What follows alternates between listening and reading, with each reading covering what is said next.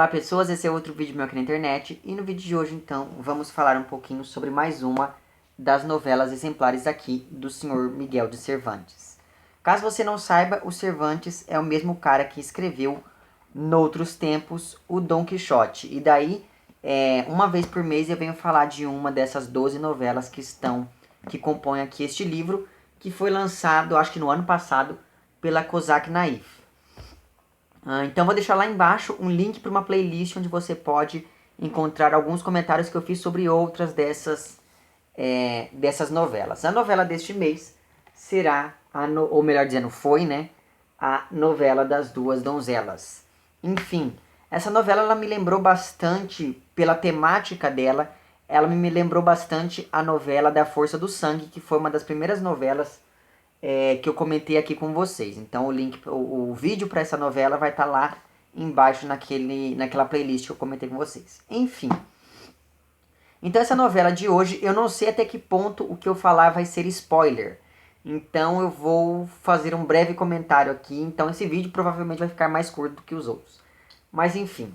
Então essa novela ela vai começar com um rapaz muito estranho, assim, com hábitos muito estranhos, chegando em uma estalagem.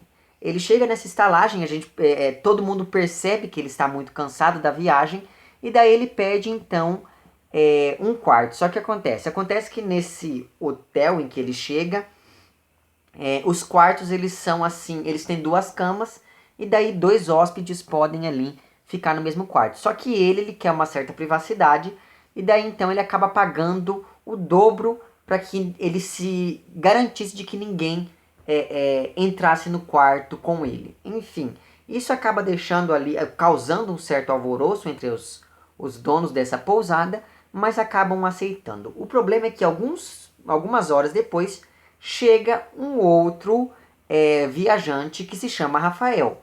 O que acontece? O Rafael ele está muito cansado e ele gostaria muito de se hospedar ali, só que não há mais camas exceto por aquela no quarto daquele sujeito.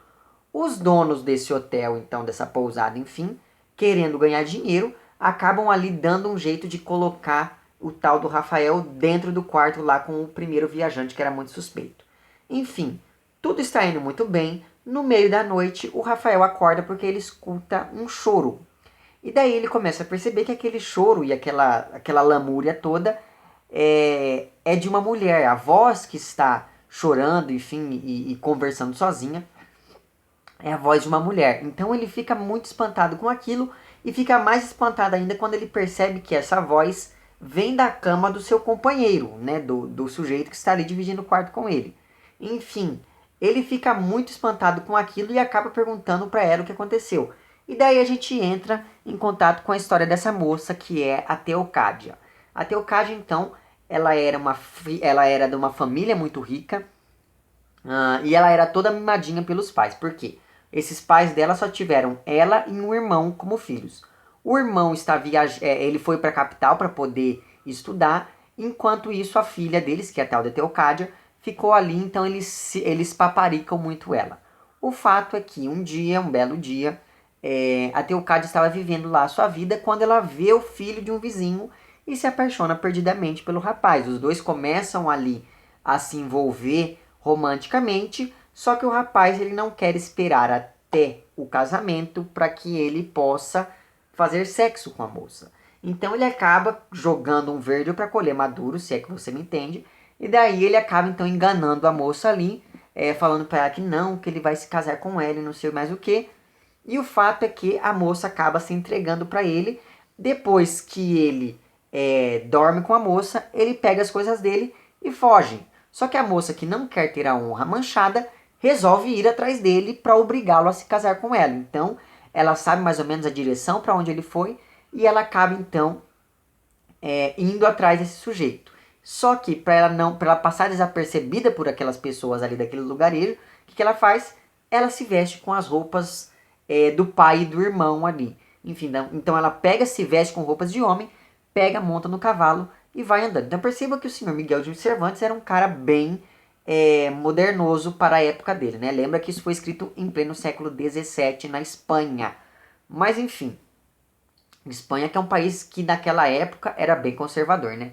Enfim, O fato então é que essa moça então ela chega ali naquela estalagem e ela acaba contando essa história toda para o tal do Rafael.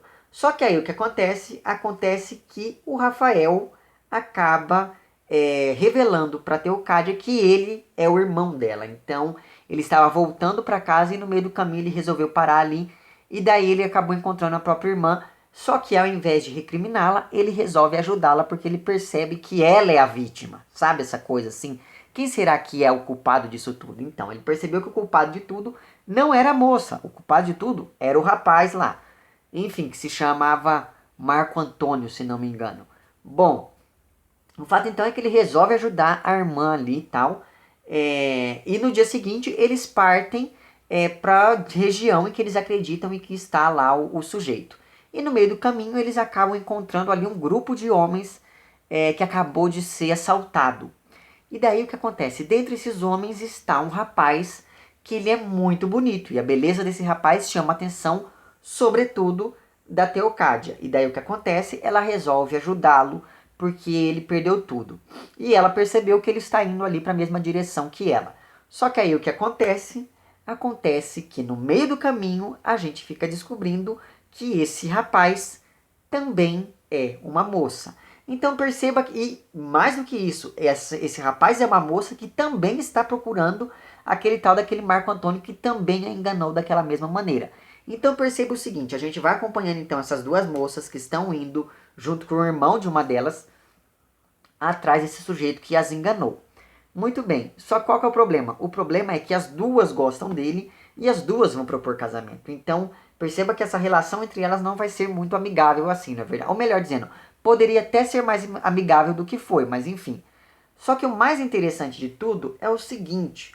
O mais interessante de tudo é que em vários momentos a gente percebe que a Teocádia acha a moça muito bonita. Então perceba que aqui o Miguel de Cervantes ele coloca esses... Claro, isso não é uma coisa que fica escancarada. Mas em vários momentos eu li isso e falei assim, gente, mas isso é no mínimo curioso. Sabe assim, não curioso por ele ter colocado uma moça que achava outra moça bonita. Mas sim porque ele fez isso no século XVII. Sabe assim, aquela coisa da generosidade histórica? Então, isso me chamou bastante atenção. De modo que essa daqui é uma novela que eu também recomendo fortemente, sobretudo se você já leu essa novela da Força do Sangue e gostou. E caso você não as tenha lido, vale muito a pena. A novela da Força do Sangue fala sobre estupro e essa fala sobre essa questão toda do gênero, digamos assim, né? E, enfim, e daí a gente vai acompanhando o que é que vai dar essa história toda dessas duas donzelas procurando esse cafajeste. E era mais ou menos isso, então não vou falar mais nada porque senão vai ser spoiler. E é isso. Não esqueça de checar lá embaixo a playlist com os outros vídeos. E não deixe de ler essa novela porque ela é realmente muito boa. Ela não tem aquele viés cômico de algumas outras, mas ainda assim ela é muito interessante. Certo? É isso então. Se você gostou do vídeo, não esqueça de curtir e de compartilhar. Caso não tenha gostado, não esqueça de dizer lá embaixo por que não gostou. Se você está inscrito no meu canal, muito obrigado pela sua inscrição. E caso não esteja inscrito, se inscreva também lá embaixo. É isso então. Um abraço para vocês todos e até o próximo vídeo. Tchau.